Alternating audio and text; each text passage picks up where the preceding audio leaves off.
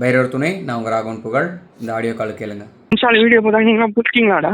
அந்த டாக்டரே அவங்க அவங்க பார்த்துக்கணும். நீ ஏன் வர பிஞ்சு கொண்டா பாடு போன வைடா எப்படியாப்பா இல்லை. டெடி இஷ்யூவில் பெட்ஸ்பால் சுதாகர் சைடு என்ன நடந்துச்சு அப்படிங்கிறதுக்கான எவிடன்சஸ் தான் நான் ஷேர் பண்ண ஆரம்பித்தேன். அதுக்கே எனக்கு த்ரெட்டனிங் கால்ஸு, அப்யூசிவ் மெசேஜஸ்லாம் வர ஆரம்பிச்சிருச்சு.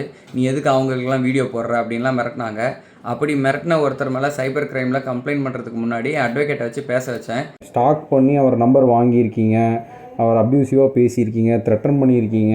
நான் பேசினா கூட இந்த கேஸ்லாம் எடுக்காது. அவ்வளோதான். நான் கேஸ் எப்படி வேணா மாற்றிடுவேன். எங்கள் வீட்டு பொண்ணு அப்யூஸ் பண்ணாருன்னு சொல்லி நான் மாற்றிடுவேன். நான் போட்டுக்கிறேன். அவர் என் அட்வொகேட்டை மிரட்டினது மட்டும் இல்லாமல் இந்த கேஸ்லாம் நிற்காது, தேவைப்பட்டால் ராகவன் புகழ் என் வீட்டு பிள்ளைய வந்து அப்யூஸ் பண்ணிட்டான் அப்படின்லாம் கேஸை மாற்றி கொடுத்துருவேன், நீ என்ன பண்ணுறியோ பண்ணிக்கோ, கேஸ் போட்டுக்கோ.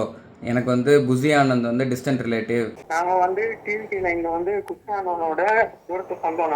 நான் ஓப்பனாக சொல்கிறேன், அவர் மட்டும் நேரில் பார்த்து அது பார்க்கலாம் நடக்கிறது வர நீங்கள் கேஸ் கொடுங்க குடிச்சு ஒன்றும் நோ ப்ராப்ளம் அப்படின்னு ஒருத்தர் ஓப்பன் ஸ்டேட்மெண்ட் கொடுத்துருக்காரு. அவர் மேலே சைபர் கிரைமில் நேற்று கம்ப்ளைண்ட் பண்ணியாச்சு. அண்ட் முக்கியமாக டெடி ஓனர்ஸ் கிட்ட ஒரு சில விஷயத்த நான் தெளிவுபடுத்த விரும்புகிறேன். எனக்கு உங்கள் அளவுக்கு பணபலமோ இன்ஃப்ளூயன்ஸோ பொலிட்டிக்கல் பவரோ கிடையாது. சில பேர் சொல்கிறாங்க இந்த பிரச்சனை நீ உள்ளே போய் மாட்டிக்காத, உனக்கு தான் அந்த டேஞ்சர்லாம் சொல்கிறாங்க. நிறைய பேர் அமைதியாக இருக்கிறத பார்த்தா எனக்கே டவுட்டாக இருக்குது, என்னை சுற்றி ஏதோ ஒரு சதி நடக்குதா. நான் எகெயின் சொல்கிறேன், உங்கள் அளவுக்கு நான் பெரிய ஆள் இல்லை. உங்ககிட்ட மோதுறதுக்கோ உங்கள் ஈகோவை தூண்டி பார்க்குறதுக்கோ நான் வரல. யாருமே கேட்க ரெடி இல்லாத நிலையில் சுதாகர் அண்ட் பெட்ஸ்பால் சைடு என்ன நடந்துச்சுன்னு கேட்டு நான் அதை வெளியில் சொன்னேன், அவ்வளோதான். டெடிக்கு இப்போ 2வது ஆப்ரேஷன் பண்ணுற மாதிரி கேள்விப்பட்டேன். இதுக்கு தான் சொன்னேன் நடக்க வைக்கக்கூடாது அப்படின்னு சொல்லிட்டு.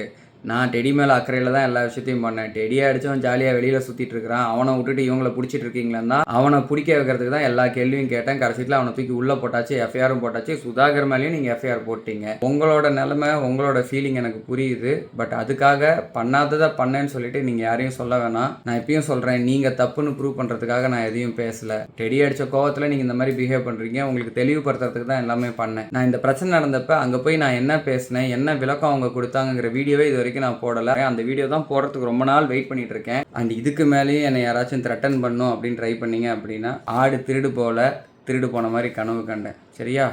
ஜெய் பைரவா.